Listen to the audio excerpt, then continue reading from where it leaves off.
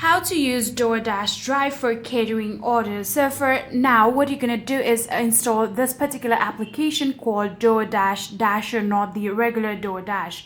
So after installing it, simply open the application, then tap on Let's Dash. So in here, if you do have your regular DoorDash account, you can simply log in through your phone number or your email address. If you don't have your DoorDash account, the first thing that you would need to do is go in your DoorDash and create yourself one. So I'm going to tap in login with email and password, and in here simply add down the password and your email address.